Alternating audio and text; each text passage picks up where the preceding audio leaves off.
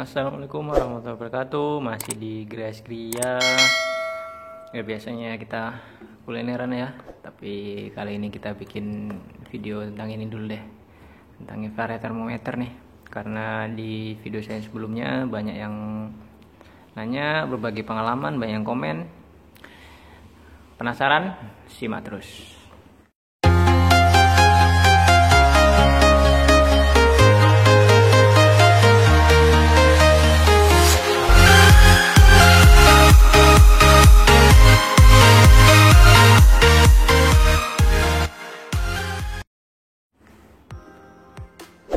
Oke, pada kesempatan kali ini saya tekankan lagi ya di awal. Jadi saya di sini nggak bahas tentang review alat ini, tidak tentang cara setting gimana, penggunaan gimana.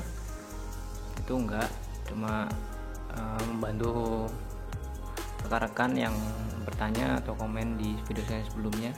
Jangan lupa juga lihat video saya sebelumnya nih ya, di sini. Saya juga akan tuliskan di deskripsi. Kebanyakan itu banyak yang bertanya, itu belinya di mana bro, gitu kan, harganya berapa, gitu kan. Ya dulu tahun lalu sih ini saya punya dua ini, tapi yang ini udah rusak.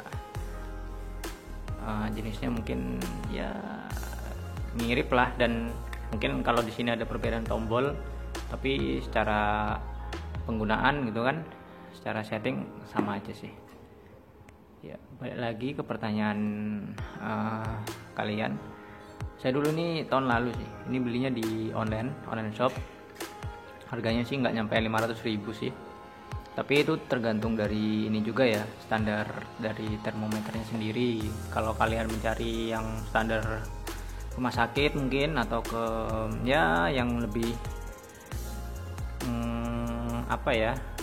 lebih canggih mungkin, itu mungkin bisa jatuhnya lebih mahal kan. Apalagi mungkin di saat-saat sekarang lagi banyak yang butuh, itu mungkin bisa jatuhnya lebih mahal. Tapi range harganya ya kurang lebih ya segitu sih. Selain di online shop, kalian juga bisa dapatkan di apotek, di tempat toko yang jual alat kesehatan mungkin, atau yang toko yang jual alat-alat laboratorium. Bisa dicoba sih, kalian mungkin bisa dapatkan ini. Range harganya kurang lebih segitu ya, seperti yang tadi tak bilang. Terus yang kebanyakan bertanya juga sih, atau sharing itu, kenapa sih, kan video saya yang sebelumnya tentang cara kalibrasinya kan, cara kalibrasi termometer ini, termogan ini, infrared thermometer itu kenapa sih, banyak nanya juga, kenapa sih kok harus dikalibrasi itu kan, kok kayaknya ribet tuh kan, kok kayaknya malah lebih enak pakai yang manual ya, yang digital kan.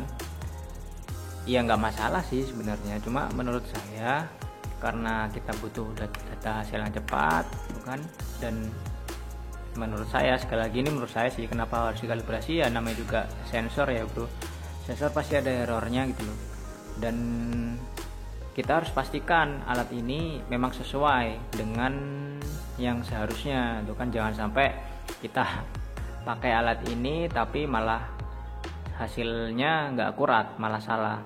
Karena juga ada sih rekan yang juga berbagi pengalaman di kolom komentar di video saya sebelumnya, itu juga kayak gitu. Jadi pada saat diukur temperaturnya itu tinggi gitu kan, pakai termogan ini tinggi gitu kan, sampai dia harus dibawa ke diperiksa lebih lanjut lah, dan itu dikoreksi juga pakai yang termometer manual. Ternyata hasilnya berbeda. Nah, untuk meminimalisir, untuk mengurangi, toh kita memakai alat ini kan juga pengen akurat toh. Nah, itu ada baiknya kita kalibrasi dulu. Lagian juga enggak setiap kita akan pakai gini itu akan dikalibrasi kan, enggak. Jadi ya pemakaian di awal atau setelah beberapa kali pemakaian, misal dalam range basis waktu mungkin, atau basis pemakaian berapa kali, untuk memastikan aja. Jadi jangan sampai salah. Dan kadang ada yang nanya juga, kalau seandainya ini muncul high terus nih di sini HI terus, jadi HI terus gitu kan. Jadi jangan sampai salah juga sih, ini kan ada dua fungsi ya, bisa buat objek sama human body. Jadi jangan sampai salah, jangan sampai kita ingin mengukur temperatur badan tapi masih mode di sini masih mode yang di sini ini masih objek temperatur, karena range-nya berbeda ya. Nih kita review dikit aja sih. Nah jadi ini nih nah ini kan range-nya juga berbeda. Kalau untuk badan sampai 42,9 saja bro, 42,9 derajat Celcius, tapi kalau objek bisa sampai tinggi. Jangan sampai salah, karena kita harus setting dulu di awal penggunaannya yang benar. Terus ada juga yang nanyain, ini bisa untuk dewasa nggak kan, ataunya untuk bayi kan, mungkin karena juga dari cover mungkin ini untuk bayi. Ya memang saya beli ini pun dulu karena keperluan buat anak saya juga, jadi maksudnya saya butuh hasil yang cepat. Tapi ini secara umum ini bisa dipakai untuk siapapun, dewasa bisa, baby, anak kecil, itu semuanya bisa. Yang penting settingannya harus benar dulu ya. Terus ada juga nih yang penasaran, jadi ini sebenarnya ada standarnya nggak, standar internasional nggak gitu kan. Nah coba kita buka ya di instruksinya ya, karena saya juga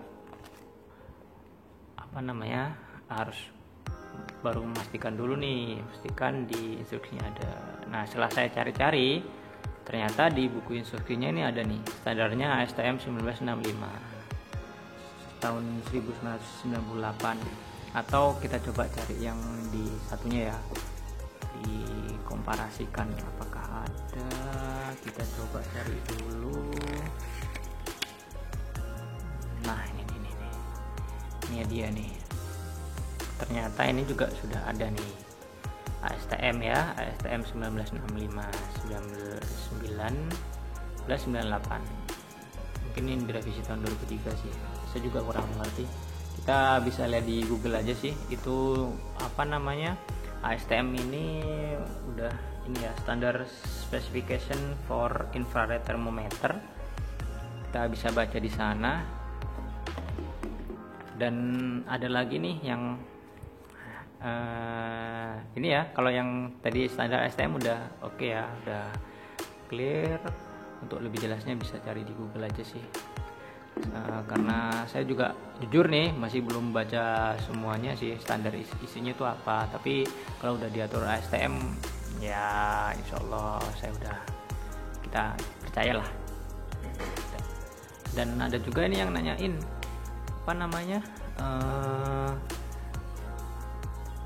misal kalau seandainya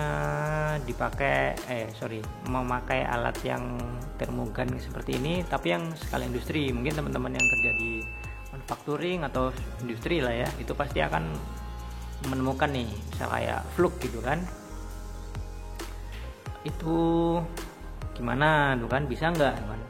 Kalau menurut saya sih kita gunakan alatnya yang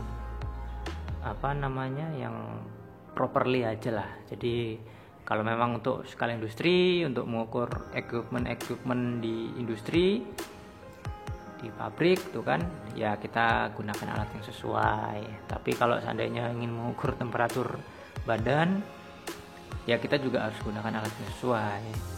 Karena menurut saya itu akan ada perbedaan sih. Jadi dari range tadi salah satunya range tadi kan human body sampai 42.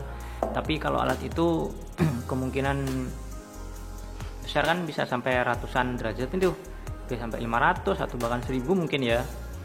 Itu kalau seandainya dipakai untuk mengukur dengan skala range-nya yang lebih kecil, kemungkinan besar sih akan tidak errornya juga akan lebih besar. Jadi gunakan yang sesuai aja, toh kita juga pengen hasil yang akurat, karena semakin kecil range-nya saya pikir itu akan lebih akurat dibandingkan dengan range-nya 0 sampai 1000 itu kan, untuk mengukur temperatur yang butuh yang sekitar 36 sampai 38 kok ada komanya lagi itu kan, itu ya lebih baik pakai yang proper aja lah.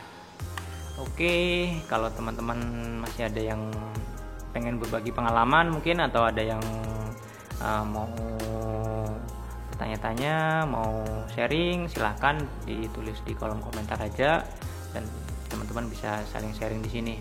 Dan pesan saya ya, ini kan lagi ada wabah juga, semoga teman-teman stay healthy, tetap sehat, jaga kesehatan, makan bergizi, dan semoga kita selalu dalam lindungannya. Amin. Oke teman-teman, sekian video dari saya. Tetap di channel Gerais Gria ya, jangan lupa subscribe. Oke, bye bye. Wassalamualaikum warahmatullahi wabarakatuh.